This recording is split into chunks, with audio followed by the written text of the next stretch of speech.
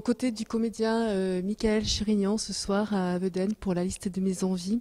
À l'autre scène, bonjour Michael.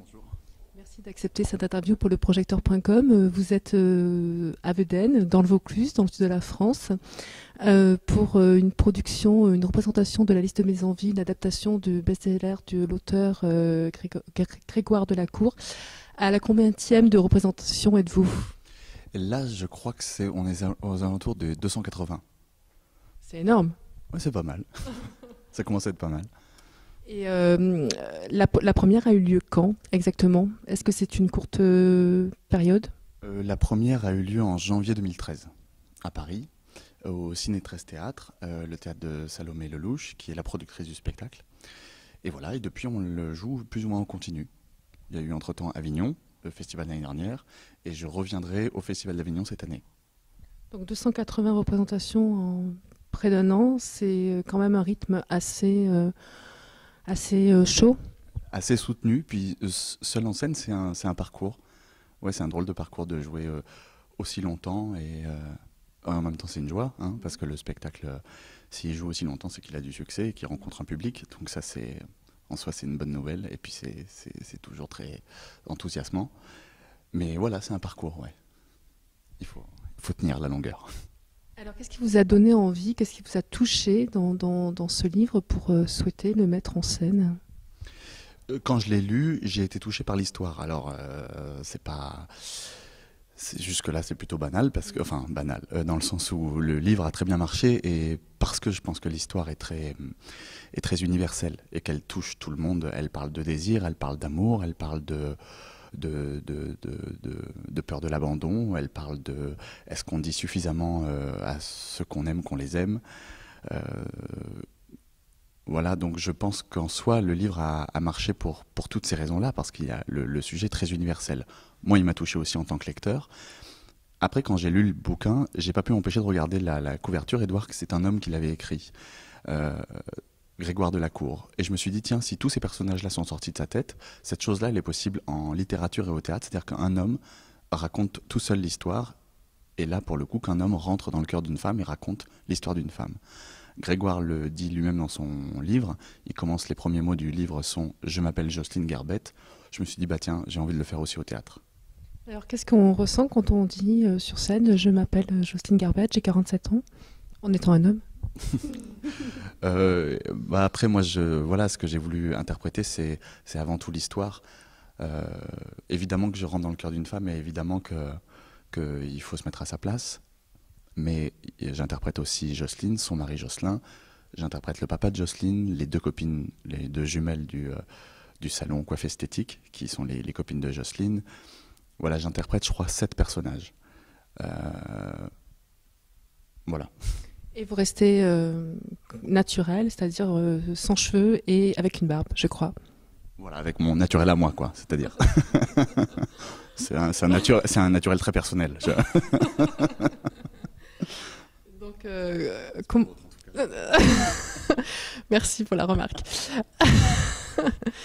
Alors, comment arrivez-vous qu'est-ce que vous cherchez au plus profond de vous comme émotion pour faire partager ces émotions-là au public ? Ah ben la schizophrénie, parce que vraiment, 7 personnages, il faut être à un moment donné schizophrène. Non, je cherche la vérité de chacun. Et l'humanité de chacun. Je vais revenir sur ce que j'ai dit tout à l'heure, c'est-à-dire que le livre a autant marché parce que je pense que Grégoire a décrit et dépeint avec beaucoup d'humanité chaque personnage. Et ça se voit, il les aime énormément, donc il faut les aimer aussi à mon tour. Et je crois que je les aime. Voilà, c'est-à-dire que moi, dans chacun, je me suis retrouvé. Je me suis retrouvé autant dans Jocelyne, même si je suis pas une femme, même si je suis pas mercière, et même si je vis pas à Arras. Je me suis retrouvé évidemment dans son mari Jocelyn. Dans les jumelles, parce que tous, comme je disais tout à l'heure, tous ont une part de désir, de fantasme, d'amour. Voilà, il l'a écrit avec beaucoup d'humanité, et bon, ça a eu un écho en moi, et je crois pour le public et les lecteurs aussi. Alors en fait, on a tendance à oublier plus les personnages, mais au contraire à mettre une touche profonde sur la psychologie de chaque personnage. Oui, je pense le fait que ce soit moi qui la raconte, cette histoire, et qu'on n'ait pas à se poser la question tiens, est-ce qu'elle est si mal dans sa peau qu'elle le dit? Est-ce qu'elle est jolie? Est-ce qu'elle n'est pas jolie? Parce que, évidemment, elle se décrit comme une femme complexée. Je pense que de m'avoir en face, on ne se pose pas du tout la question. Tiens, est-ce qu'elle est pas mal? Est-ce qu'elle est un peu ronde? On oublie ça et je pense que ça conceptualise encore plus le sujet. C'est-à-dire qu'on est sur les mouvements intérieurs de chaque personnage. Après, moi, quand j'ai rencontré Grégoire la première fois et qu'il m'a dit à qui vous pensez pour jouer Jocelyne, je me suis rendu compte que j'avais pas du tout mis dans mon mail que j'allais le faire moi. Donc je lui ai dit, je vais la jouer moi, en fait, Jocelyne. Il me dit, vous avez rien d'une femme, parce que j'avais vraiment déjà ce naturel-là, donc. Et je lui ai dit, vous non plus. Vous n'êtes pas une femme, donc je vais le faire. Voilà. Michael, vous parlez tout à l'heure de techniques qui étaient importantes dans cette mise en scène, donc à travers le son et la lumière. Qu'est-ce que cela apporte exactement à la représentation? Alors Parce que ça peut être basique en fait. On sait très bien qu'une mise en scène, il y a forcément un jeu de son, un jeu de lumière, mais là vous avez l'air d'insister sur ces deux techniques-là.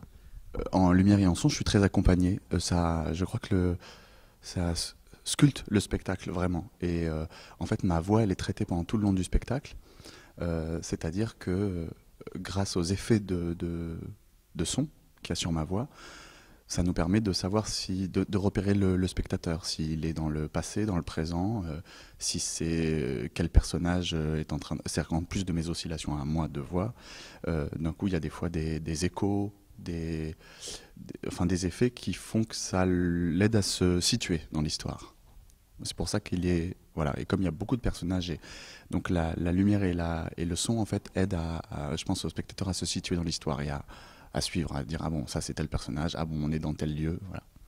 Alors cette histoire, on va quand même en toucher deux mots. Donc c'est l'histoire d'une femme de 47 ans qui a un train de vie un peu basique et primaire, pourrait-on dire. Et puis un jour, elle décide de jouer au loto et elle gagne. Oui, elle va dresser des listes.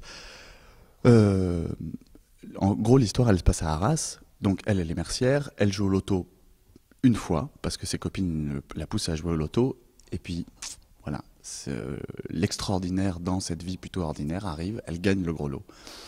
Et là, toute la question, ça va être de savoir, est-ce que j'en parle, à qui j'en parle, est-ce que j'encaisse le chèque? Alors, moi, je joue pas au loto, mais j'imagine que ceux qui jouent au loto se sont déjà posé la question.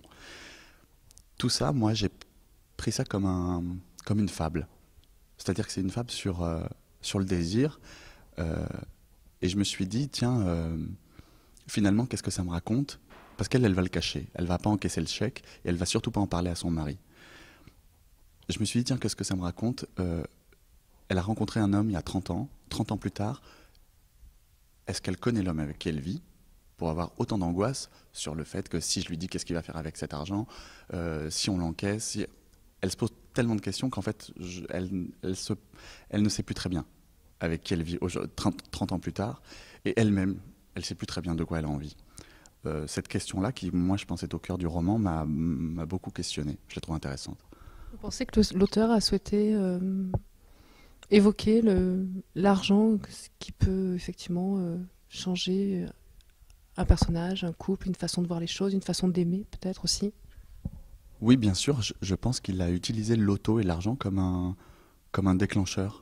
C'est-à-dire que le loto intervient dans leur vie de couple comme un déclencheur. C'est-à-dire qu'en fait, il va révéler toutes les angoisses du couple et les angoisses sur l'amour, sur les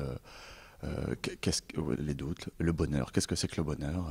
Est-ce que c'est une Porsche Cayenne ou est-ce que c'est juste vivre modestement avec l'homme ou la femme qu'on aime? Voilà, il révèle toutes ces choses-là.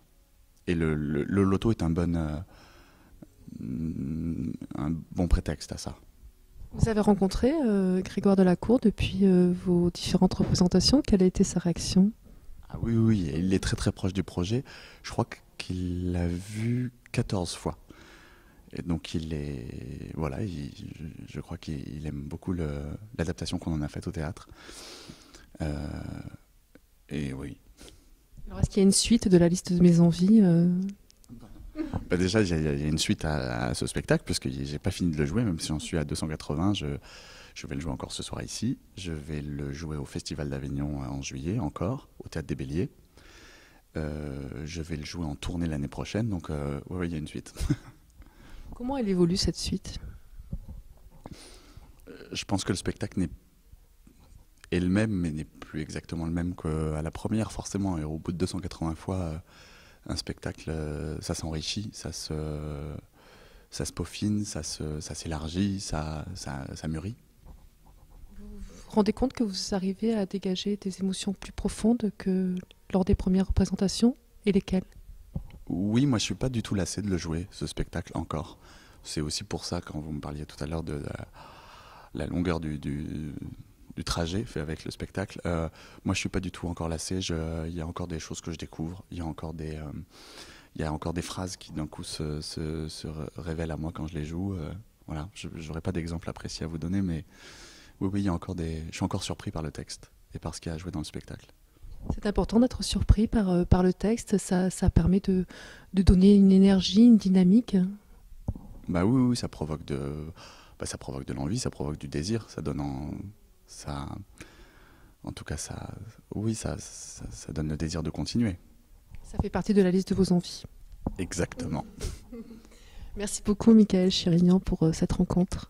Merci à vous de l'invitation.